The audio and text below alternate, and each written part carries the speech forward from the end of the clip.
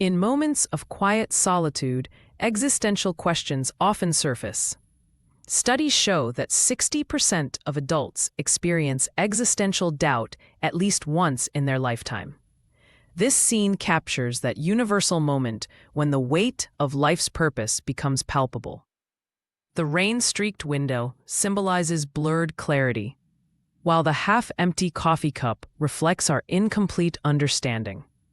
Philosophers like Sartre argue such moments are gateways to authentic existence. Ancient Stoics taught that meaning emerges from embracing life's flow. As our protagonist walks through the crowd, research shows urban dwellers average 16 passive social interactions daily. Marcus Aurelius' meditations remind us, the universe is change, our life is what our thoughts make it. The blurred faces represent how routine obscures deeper connections, yet within this chaos lies potential for mindful observation. Philosophy book sales increased 300% during the pandemic, reflecting modern hunger for answers. Camus' Myth of Sisyphus proposes embracing life's absurdity as rebellion. The camera lingers on existentialist titles, Nietzsche's Thus Spoke Zarathustra, Beauvoir's Ethics of Ambiguity.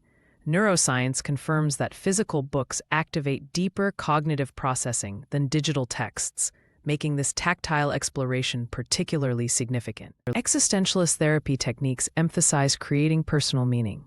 The elderly stranger represents wisdom. Studies show people over 60 report higher life satisfaction despite physical decline. His notebook contains sketches of fractals, hinting at nature's patterns. Research from Kyoto University confirms that intergenerational conversations boost emotional resilience in both participants. Neuroaesthetics research shows abstract art activates the default mode network, triggering self-reflection. The painting's chaotic swirls mirror our protagonist's thoughts. Studies at UCL reveal that museum visits increase serotonin levels by 32%. This scene embodies Schopenhauer's view.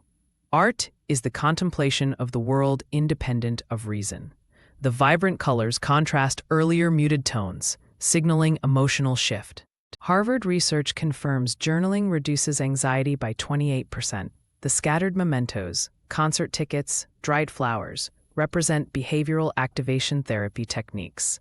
The candle's flicker mirrors neural activity during introspection. Cognitive scientists find handwriting engages the brain differently than typing, creating deeper emotional processing. This scene embodies Foucault's technologies of the self, deliberate self-formation. Oxford anthropologists found cafe conversations average 42% more emotional disclosure than home talks. The chalkboard menu lists existential themes, purpose latte, ambiguity Americano. Studies confirm social bonds increase life expectancy more than exercise. This scene channels Buber's I-Thou philosophy, authentic connection as antidote to existential dread. The steam from cups mirrors rising thoughts. Stanford researchers found wilderness exposure boosts creative problem-solving by 50%. The vast landscape triggers all response, temporarily quieting the default mode network responsible for self-referential thoughts. This aligns with Japanese forest bathing, Shinrin-yoku, studies showing 26% lower cortisol levels. The scene embodies Kant's sublime, nature's grandeur putting human concerns in perspective. Positive psychology research shows noticing small pleasures builds lasting contentment. The now visible details, thriving plants, vinyl records, represent microjoys that combat existential anxiety.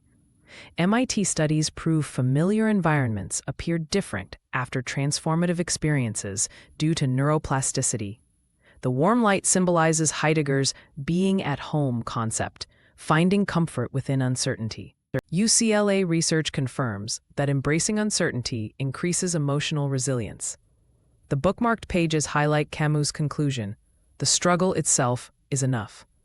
fMRI studies show accepting paradoxes activates prefrontal cortex integration. The clear skies outside mirror the protagonist's psychological shift, not having answers, but finding peace in the search. This embodies Wittgenstein's, whereof one cannot speak, thereof one must be silent.